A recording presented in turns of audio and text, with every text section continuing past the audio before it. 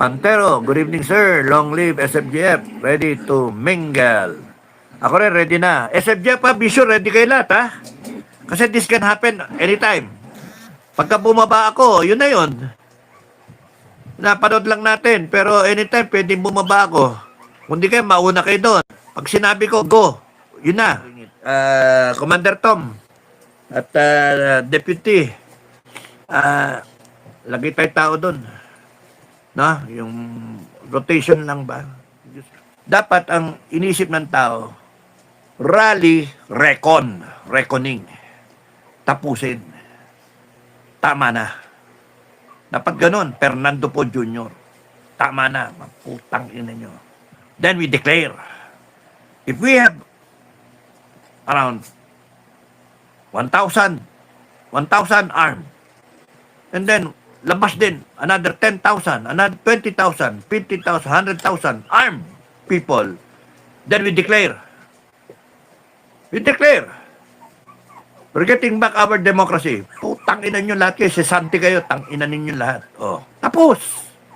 Dapat ganun. Babanata ka rebellion. Babanata. Tang ina ninyo. Pakulong namin kayo lahat. Sa martial law na ng taong bayan. Patay kayo lahat eh. Wala na kayo. Martial law. Sino mag-effect? AFP? Di namin sa AFP tsaka PNP. Manood kayo.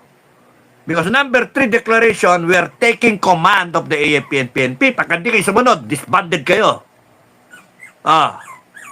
Disbanded kayo. Ang tignan natin ngayon, kung saan ngayon pupulutin ng Pilipinas. Kaya nga, SFGF, ready lang kayo, ha? Ready lang kayo, anytime. Tangin ng mga to. Arugante masyado, eh.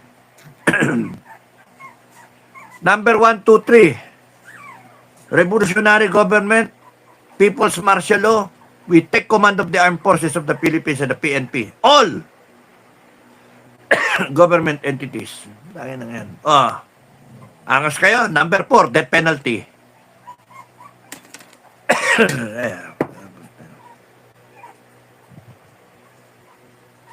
Nananahimik kami. Retirado na kami. Tangina ninyo. Binaboy nyo Pilipinas. Gago kayo.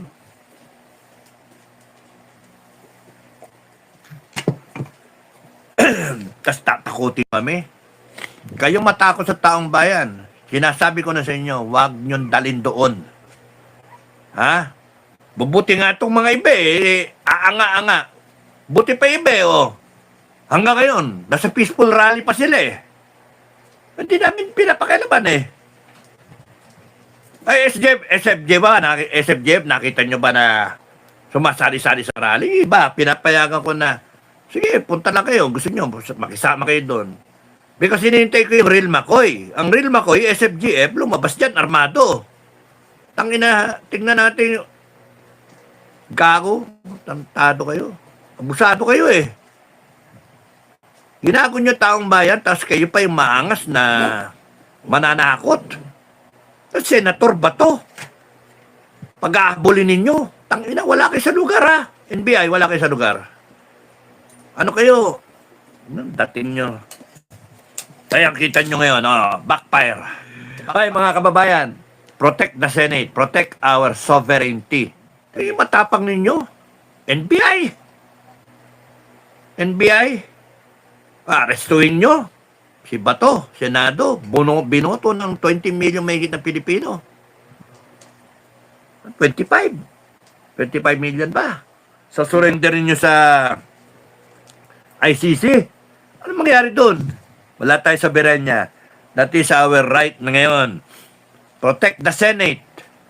Protect our sovereignty. Paano ngayon? Pagka dumagsa tao dyan, paano? Pagka, ang hirap niyan, pagka lumabas yung mga taong bayan, yung iba dyan, armado na.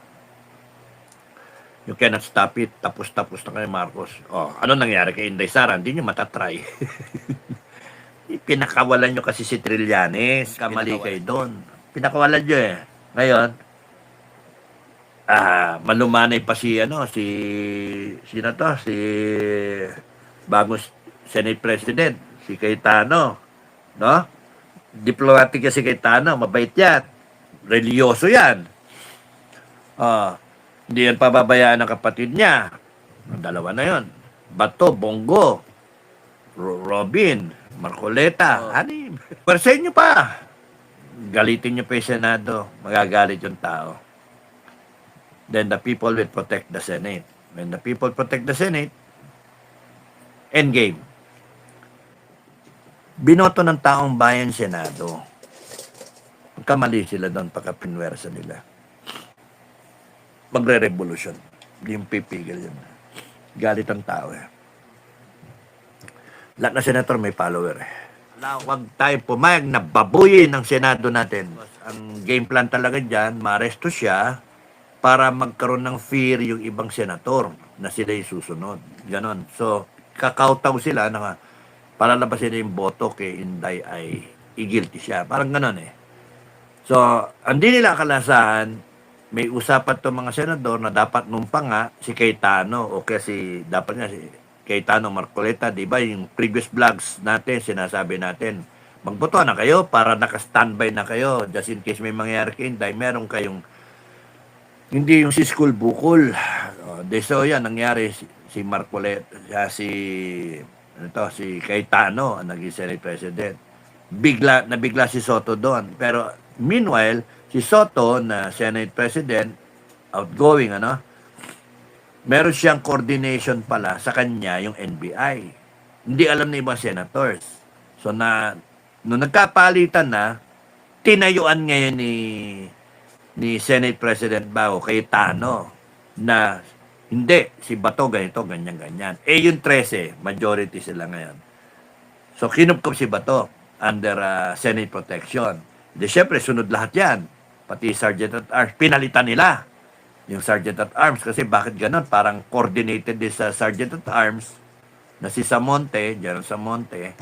So para si Bato, nag-motion, palitan si Samonte. So yung para hindi mababaw yung Senado, nasa ng mga taong bayan, may mga pumupunta ng mga kababayan doon para proteksyonan yung Senado. When you protect the Senate, you protect the senators, you protect the institution. You protect the Senate judges who are going to try the case of Inday Sara. If one false move, tapos ang administrasyon.